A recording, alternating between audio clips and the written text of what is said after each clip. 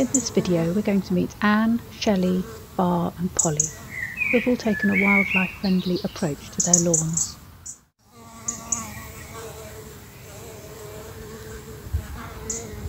Nationally, insect populations are declining and pollinators in particular are at risk.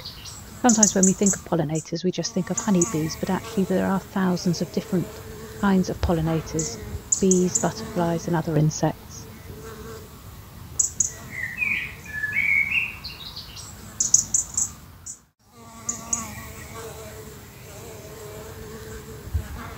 So I've just come to look at Anne's lovely front lawn, which is a beautiful colour at this time of year. So Anne, how did this lawn come about? Well, as far as I know, I've been here 22 years.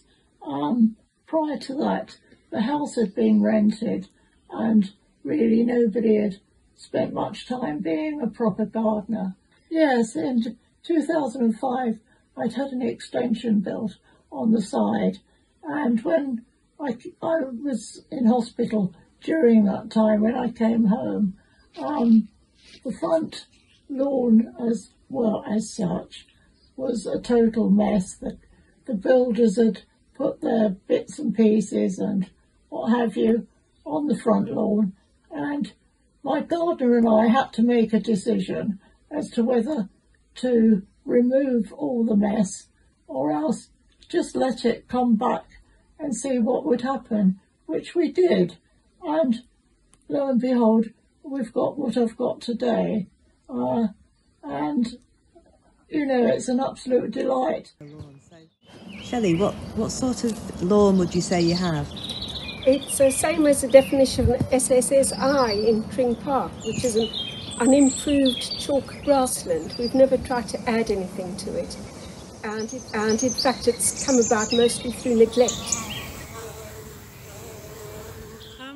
Well, when we first moved here, 26 years ago, we'd already done quite a lot of wildlife work up north. A lot of conservation work with the National Trust, and we lived near the Pennines, which were full of wildflowers. And when we came down to Tring, this garden was just a barren lawn. And we were very shocked to find very few wildflowers in the area. So we looked at our lawn, this front lawn, which was just dry grass and obviously been weed killered and mowed and everything, and it was ugly to us.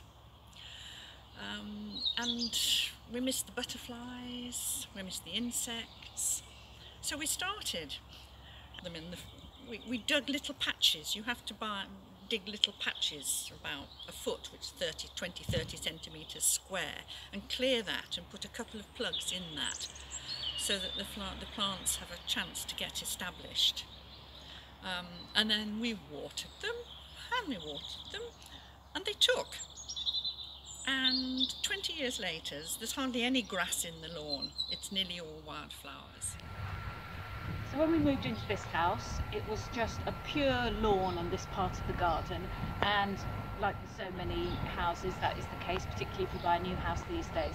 So we've slowly started to do things, and for me the priority has been make good for insects, good for wildlife, and one of the things that I've done is put down just some old tree trunks and sticks just on the edge of the lawn.